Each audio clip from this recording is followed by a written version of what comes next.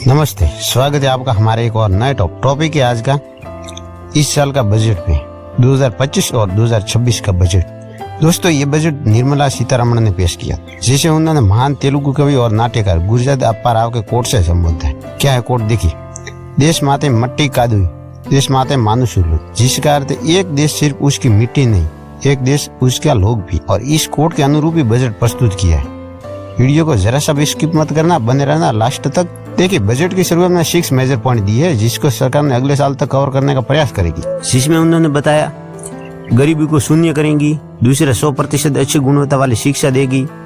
तीसरा, उच्च गुणवत्ता वाली सस्ती और व्यापक स्वास्थ्य सेवा तक पहुंच करेगी। चौथा, सार्थक रोजगार के साथ 100% कुशल श्रम। पांचवा, आर्थिक गतिविधियों में 70% महिलाएं। छठवां, किसान जो हमारे देश को दुनिया की खाद्य टोकरी बनाते हैं। इस बजट में प्रस्तावित जो विकास का उपाय है वो 10 व्यापक क्षेत्रों में फैले, जिनमें से गरीब, युवा, अन्नदाता और नारी पर ध्यान केंद्रित किया गया। देखिए 10 पॉइंट क्या है। पहला पॉइंट, कृषि विकास और उत्पादकता को बढ़ावा देना। दूसरा, ग्रामीण समृद्धि और लचीलापन बनाना। तीसरा, समावेशी विकास पथ पर सभी को साथ लेकर चलना। चौथा, विनिर्माण को बढ़ावा देना और मेक इन इंडिया को आगे बढ़ाना। पांचवा, MSME को समर्थन करना। छठा, रोजगार आधारित विकास को सक्षम बनाना। सातवां, लोगों, अर्थव्यवस्था और नवाचार में निवेश करना। आठवां, ऊर्जा आपूर्ति को सुरक्षित करना। नौवां, निर्यात को बढ़ावा देना। और 10वां, नवाचार को बढ़ावा देना। ये 10 और भी कुछ बेहतर है। जैसे इस विकास की यात्रा के लिए 4 शक्तिशाली इंजन है। पहला इंजन कृषि, दूसरा MSME, तीसरा इन्वेस्टमेंट, चौथा एक्सपोर्ट। इस शक्तिशाली इंजन के लिए फ्यूल है हमारे सुधार, और इसके लिए हमारी मार्गदर्शक भावना समावेशिता और डेस्टिनेशन विकसित भारत को रखा है। इस बजट का लक्ष्य 6 क्षेत्रों में परिवर्तनकारी सुधार करना। पहला, कराधान। दूसरा, विद्युत क्षेत्र। तीसरा, शहरी विकास। चौथा, खनन। पांचवा, वित्तीय क्षेत्र। और छठा, नियामक सुधार। अगले 5 वर्षों के दौरान ये हमारी वैश्विक विकास क्षमता को बढ़ावा देंगे। देखिए, गरीब, युवा, अन्नदाता और नारी पर केंद्रित का विकास उपाय, जिसमें पहला मुद्दा है spurring agriculture growth and building rural prosperity, जिसमें मैं 5 पॉइंट बताए। पहला, national mission on high yielding seeds, जिसमें उन्होंने उच्च उपज, कीट प्रतिरोधक और जलवायु लचीलापन वाले बीजों का लक्षित विकास और प्रचार करना। दूसरा है एनहांस क्रेडिट थ्रू KCC। देखिए, इसमें 7.7 करोड़ किसानों, मछुआरों और डेयरी किसानों को अल्पावधि ऋण की सुविधा प्रदान की जाएगी, जिसमें क्या है कि पहले 3 लाख रुपए मिलता था, वो अब 5 लाख मिले। तीसरा है प्राइम मिनिस्टर धन धान्य कृषि योजना, डेवलपिंग एग्री डिस्ट्रिक्ट प्रोग्राम। देखिए, इसमें 100 जिला कवर करने का लक्ष्य है। 1.7 करोड़ किसानों की मदद करने की संभावना है। चौथा पॉइंट है मिशन फॉर कॉटन प्रोडक्टिविटी। इस योजना में कपास की खेती की उत्पादकता और स्थिरता को सुधार किया जाएगा, और इस सुविधा के लिए 5 साल का मिशन है। 5वां पॉइंट है मखाना बोर्ड इन बिया। ये APO के उत्पादन, प्रसंस्करण, मूल्यवर्धन और विपणन और संगठन में सुधार करने के लिए स्थापित किया जाएगा। दूसरी योजना क्या है कि स्पेशल फोकस के साथ 6 साल का मिशन लॉन्च किया जाएगा। और देखिए, इसके साथ साथ एक योजना भी, आत्मनिर्भरता इन पल्सेस। स्पेशल फोकस के साथ 6 साल का मिशन लॉन्च किया जाएगा। इसके लिए ये मिशन तुअर, उड़द और मसूर दाल पर ज्यादा निर्भरता के लिए बल देगा। और ये स्कीम क्यों लॉन्च की, इसका 5 रीजन है। पहला, जलवायु अनुकूल बीजों का विकास और व्यावसायिक उपलब्धता के लिए। दूसरा, प्रोटीन सामग्री को बढ़ावा देता है। तीसरा, उत्पादकता को ये बढ़ाता है। चौथा है फसल कटाई के बाद स्टोरेज और मैनेजमेंट में इम्प्रूवमेंट लाना। 5वां है किसानों को लाभकारी मूल्य मिले, इसलिए। सेकंड स्कीम, ग्रामीण अर्थव्यवस्था के लिए उत्प्रेरक के रूप में भारतीय डाक। इस स्कीम को लॉन्च करने के पीछे 6 रीजन। पहला, ग्रामीण समुदाय केंद्र संस्था। दूसरा, इंस्टीट्यूशनल अकाउंट सर्विस। तीसरा, DBT cash out and EMI pickup. और चौथा है सूक्ष्म उद्योगों को ऋण सेवा मिलना। 5वां, इंश्योरेंस। एंड छठा है असिस्टेंट एंड डिजिटल सर्विस।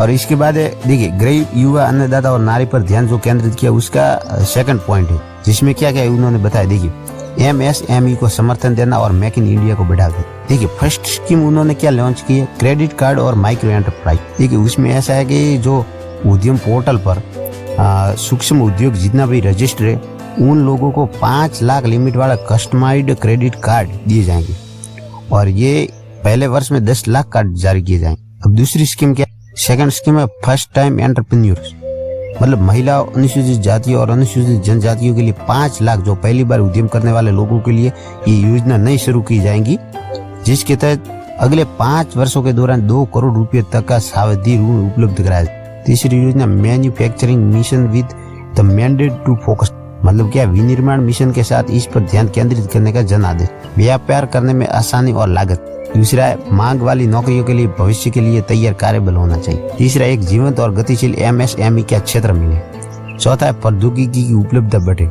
पांचवा गुणवत्ता वाले उत्पाद बढ़े। छठा जलवायु अनुकूल विकास के लिए ठोस तकनीक विनिर्माण। MSME की चौथी स्कीम श्रम प्रधान क्षेत्र। इस क्षेत्र में 3 योजना। पहली है फुटवियर और चमड़ा क्षेत्र। इस योजना में उत्पाद पर ध्यान केंद्रित किया। इस योजना में 22 लाख लोगों को रोजगार मिलने की शक्यता है। 4 लाख करोड़ रुपए को कारोबार होने की शक्यता है और 1.1 लाख करोड़ रुपए का अधिक निर्यात होने की उम्मीद। दूसरी योजना खिलौना क्षेत्र। इसमें क्लस्टर, कौशल, विनिर्माण, पारिस्थितिक तंत्र के विकास पर ध्यान केंद्रित करना और जो मेड इन इंडिया ब्रांड को प्रतिनिधित्व करे उसके लिए उच्च गुणवत्ता वाले अद्वितीय, अभिनव और टिकाऊ खिलौने तैयार करना। और तीसरी योजना खाद्य प्रसंस्करण के लिए समर्थन। ये बिहार में राष्ट्रीय खाद्य प्रौद्योगिकीकरण संस्थान की स्थापना करने वाला। किसानों की आय में वृद्धि और युवाओं के लिए कौशल उद्यमिता की रोजगार को अवसर। और किसानों की आय में वृद्धि और युवाओं के लिए कौशल उद्यमिता और रोजगार के अवसर। एक गारंटी कवर की भी बात की है। देखिए गारंटी कवर के साथ साथ ऋण उपलब्धता में वृद्धि भी हुई है। और देखिए ये कोष्टक है। देखिए MSME जो करंट क्रेडिट 5 करोड़ था वो सुधार करके 10 करोड़ क्रेडिट कर दिया। और स्टार्टअप जो 10 करोड़ क्रेडिट था जिसका सुधार करके 20 करोड़ क्रेडिट कर दिया। और ऐसे ही संशोधन MSME में भी हुआ है। देखिए कोष्टक। देखिए पहला माइक्रो एंटरप्राइज जो 1 करोड़ इन्वेस्टमेंट था जिसका सुधार करके 2.5 करोड़ इन्वेस्टमेंट कर दिया। और टर्नओवर 5 करोड़ था जिसका सुधार करके 10 करोड़ टर्नओवर कर दिया। स्मॉल एंटरप्राइज जो 10 करोड़ इन्वेस्टमेंट था जिसका सुधार करके 25 करोड़ इन्वेस्टमेंट कर दिया। और 50 करोड़ टर्नओवर था जिसका सुधार करके 100 करोड़ टर्नओवर कर दिया। और मीडियम एंटरप्राइज जो 50 करोड़ इन्वेस्टमेंट था जिसका सुधार करके 125 करोड़ इन्वेस्टमेंट कर दिया। और टर्नओवर 250 करोड़ था जिसका सुधार करके 500 करोड़ कर दिया। गरीब, युवा, अन्नदाता और नारी पर केंद्रित विकास उपाय का तीसरा पॉइंट लोगो, अर्थव्यवस्था और नवाचार में निवेश। देखिए ये कोष्टक जिसमें 11 पॉइंट दिया हुआ है।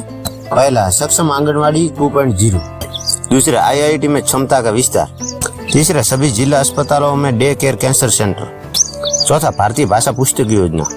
इसमें स्कूल और उच्च शिक्षा के लिए भारतीय भाषाओं की पुस्तकों को डिजिटल रूप में उपलब्ध कराना। पांचवा वैश्विक विशिष्टता और साझेदारी के साथ कौशल विकास। इसमें 5 राष्ट्रीय उत्कृष्ट केंद्र स्थापित किया जाएगा। छठवा अटल टिंकरिंग लैब। इसमें अगले 5 वर्षों में 50,000 लैब स्थापित किए जाएंगे। सातवां शिक्षा के लिए आर्टिफिशियल इंटेलिजेंस में उत्कृष्टता का केंद्र जिसका कुल परिव्यय 500 करोड़ रुपए है। आठवां ग्रामीण क्षेत्रों में सभी सरकारी माध्यमिक विद्यालय और प्राथमिक स्वास्थ्य केंद्रों के ब्रॉडबैंड कनेक्टिविटी प्रदान की जाएगी। नौवां है चिकित्सा शिक्षा का विस्तार। 10,000 अतिरिक्त सीटें अगले 5 वर्षों में 75,000 सीटें जोड़ने का लक्ष्य है। 10वां PM स्वनिधि। बैंकों से बढ़े ऋण, UPI लिंक्ड क्रेडिट कार्ड और क्षमता निर्माण के सहायता के साथ इसका पुनरुद्धार किया जाएगा। 11वां ऑनलाइन प्लेटफॉर्म श्रमिकों का कल्याण। इस श्रम पोर्टल पर पंजीकृत और PM जन आरोग्य योजना के तहत स्वास्थ्य सेवा। गरीब, युवा, अन्नदाता और नारी पर केंद्रित विकास उपाय का चौथा पॉइंट लोगो, अर्थव्यवस्था और नवाचार में निवेश। इस पॉइंट में 10 योजना है। पहली, राज्यों को बुनियादी ढांचे के लिए सहायता। इस योजना में 1.5 लाख करोड़ रुपए का परिव्यय के साथ पूंजीगत व्यय के लिए राज्य 50 साल का ब्याज मुक्त ऋण और सुधारों के लिए प्रोत्साहन। दूसरा, जल जीवन मिशन। 100% कवरेज हासिल करने के लिए मिशन को 2028 तक बढ़ा दिया गया है। तीसरा, विद्युत क्षेत्र में सुधार। इसमें राज्यों को GDP का 0.5% अतिरिक्त उधार दिया जाएगा जो इन सुधारों पर निर्भर करेगा। चौथी योजना, परिसंपत्ति मुद्रीकरण योजना 2025 से 2030 तक। नई परियोजनाओं में 10 लाख करोड़ रुपए की पूंजी लगाने के लिए शुरू किया जाएगा। पांचवी, शहरी चुनौती नीति। शहरों को विकास केंद्र, शहरों का रचनात्मक पुनः विकास एवं जल एवं स्वच्छता के प्रस्तावों को लागू करने के लिए 1 लाख करोड़ रुपए की मंजूरी। छठवीं, समुद्री विकास निधि। दीर्घकालीन वित्त पोषण के लिए 25,000 करोड़ रुपए की निधि के साथ सरकार द्वारा उन 50% तक का योगदान। सातवीं, न्यूक्लियर एनर्जी मिशन फॉर विकसित भारत। आठवीं, उड़ान। अगले 10 वर्षों में 120 नए गंतव्यों तक क्षेत्रीय संपर्क स्थापित करना तथा 4 करोड़ यात्रियों को ले जाना। नौवीं योजना, future needs for Bihar. Green field हवाई अड्डे, पश्चिमी कोसी नहर, ERM परियोजना के लिए वित्तीय सहायता।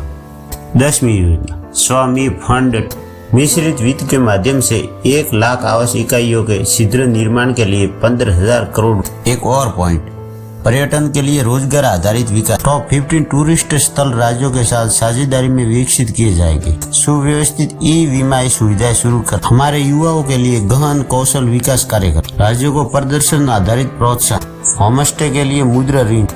यात्रा में आसानी और पर्यटन स्थलों तक कनेक्टिविटी। गरीब युवा, अन्नदाता और नारी पर केंद्रित विकास उपाय का 5वां पॉइंट, लोगो अर्थव्यवस्था और नवाचार में निवेश कर। पहली योजना PM research fellowship to provide 10,000 fellowship for technological research in IITs and IISc। Second, research development and innovation, निजी क्षेत्र द्वारा संचालित अनुसंधान, विकास और नवाचार पहल को लागू करने के लिए रुपया 20,000 करोड़ आवंटित किए जाएंगे। तीसरा, फसलों के लिए जीन बैंक जर्मोप्लाज्म, भविष्य में भोजन और पोषण सुरक्षा के लिए 10 लाख जर्मोप्लाज्म लाइनों के साथ दूसरा जीन बैंक स्थापित किया जाएगा। चौथा, ज्ञान भारतम मिशन, इसके तहत हमारी पांडुलिपि विरासत का दस्तावेजीकरण और संरक्षण किया जाएगा, जिसमें 1 करोड़ से अधिक पांडुलिपियां शामिल होंगी। ज्ञान साझा करने के लिए भारतीय ज्ञान प्रणालियों का राष्ट्रीय डिजिटल भंडार स्थापित किया जाएगा। 5वां, राष्ट्रीय भूस्थानिक मिशन, इसका कार्य आधारभूत भूस्थानिक अवरचना और डेटा विकसित करना। PM गति शक्ति का उपयोग करके भूमि अभिलेखों के आधुनिकीकरण, शहरी नियोजन और अवरचना परियोजनाओं के डिजाइन की सुविधा प्रदान करना। नेक्स्ट चैप्टर, निर्यात को बढ़ावा देना।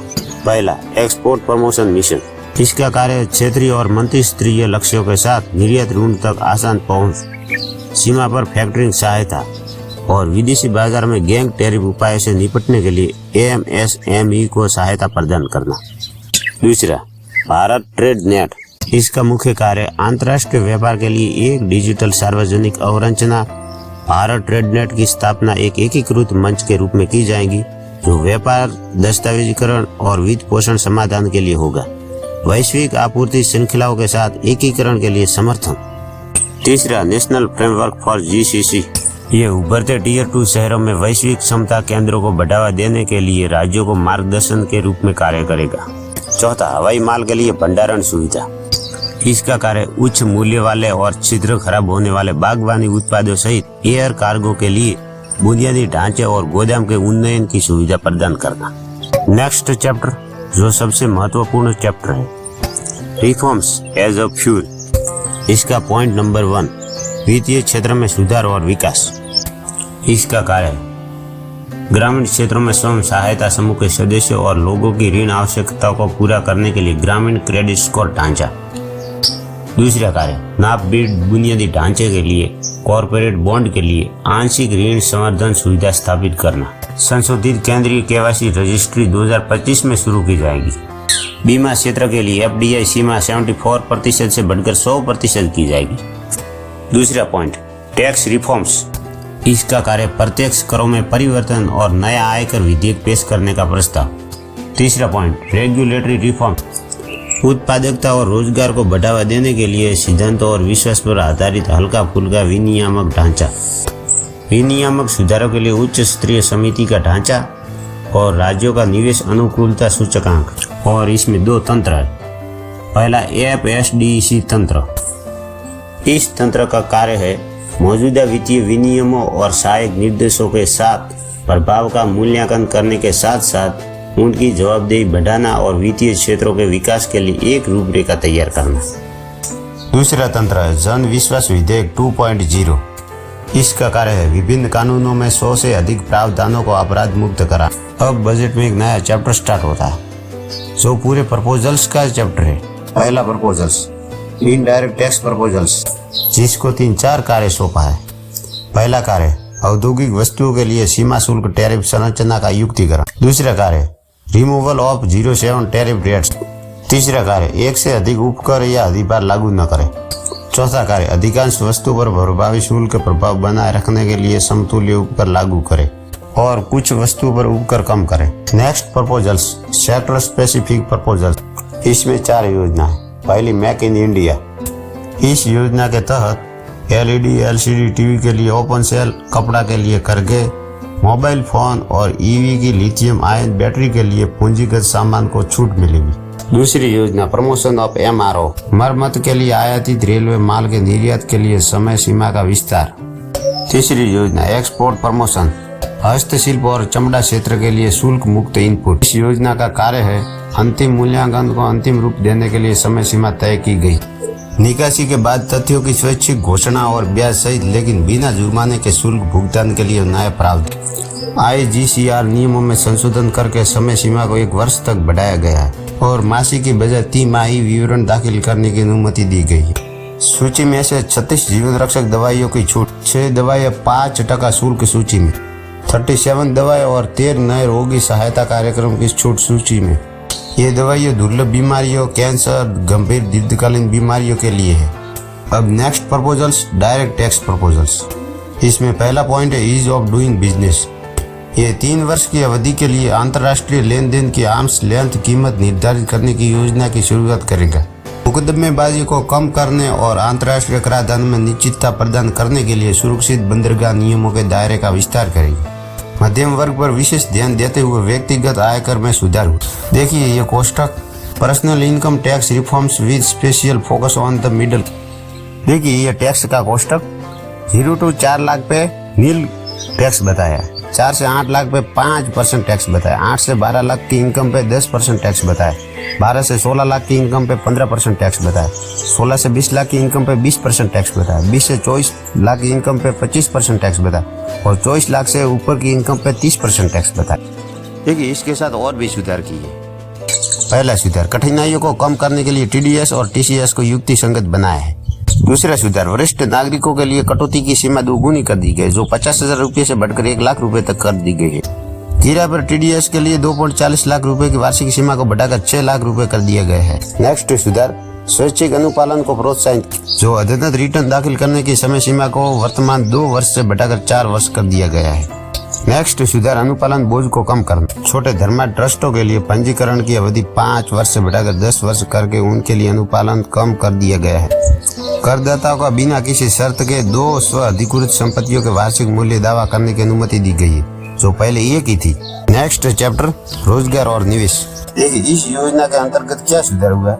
पहला इलेक्ट्रॉनिक्स विनिर्माण योजना के लिए कर निश्चितता, अंतर्देशीय जहाजों के लिए टन भार कर योजना, स्टार्टअप के निगमन के लिए 5 वर्ष का विस्तार, IFSC में स्थापित वैश्विक कंपनियों की जहाज पट्टा इकाइयों, बीमा कार्यालयों और ट्रेजरी केंद्रों का विशेष लाभ, बुनियादी ढांचे और अन्य ऐसे क्षेत्रों में निवेश करने वाले श्रेणी 1 और श्रेणी 2 में AIF को प्रतिभूतिया से लाभ पर कराधान की निश्चितता। देखिए ये कोष्ठक नया चैप्टर है, रुपया कहाँ से आता है और कहाँ जाता है। देखिए पहला प्रश्न, रुपया कहाँ से आता है। पहला आयकर से 22% आता है, दूसरा उधार और अन्य देयता से 24% आता है, तीसरा GST और अन्य कर से 18% आता है, चौथा कॉर्पोरेशन टैक्स से 17% आता है, पांचवा केंद्रीय उत्पाद शुल्क से 5% आता है, छठवा गैर कर प्राप्तियां से 9% आता है, सातवां सीमा शुल्क से 4% आता है, सातवां सीमा शुल्क से 4% आता है और आठवां गैर ऋण पूंजी प्राप्तियां से 1% आता है और ऐसे करके ये 100% होता है। अब देखिए नेक्स्ट क्वेश्चन, रुपया जाता कहाँ है। पहला करों और शुल्कों में राज्य का हिस्सा 22% है, ब्याज भुगतान में 20%, दूसरा ब्याज भुगतान में 20% जाता है, केंद्रीय क्षेत्र योजना में 16% जाता है, अन्य खर्च में 8% जाता है, पांचवा केंद्र प्रायोजित योजना में 8% जाता है, छठा वित्त आयोग और अन्य स्थलांतरण में 8% जाता है, रक्षा में 8% जाता है, आठवां मेजर सब्सिडीज में 6% हिस्सा जाता है और नौवां पेंशन में 4% हिस्सा जाता है और ऐसे करके ये 100% होता है। देखिए एक महत्वपूर्ण पॉइंट है, देख लेते प्रमुख वस्तुओं का व्यय जो करोड़ में दर्शाया है। रक्षा में 4,91,732, IT और दूरसंचार में 95,298, कृषि और संबंध गतिविधि 1,71,437 करोड़, स्वास्थ्य में 98,311 करोड़, वाणिज्य और उद्योग में 65,553 करोड़, समाज कल्याण 1,652 करोड़, ऊर्जा में 81,174 करोड़, शहरी विकास में 96,777 करोड़, वैज्ञानिक विभाग में 55,679 करोड़, ग्रामीण विकास 2,66,817 करोड़, गृह मामले में 2,33,211 करोड़। एजुकेशन 1,28,615 करोड़। ये था प्रमुख व्यय। बस यहाँ पर आज हम ये टॉपिक समाप्त करते हैं। Thanks for watching. मिलते हैं एक नए टॉपिक के साथ, तब तक के लिए टाटा बाय। ख्याल रखें अपना और अपनों का। धन्यवाद।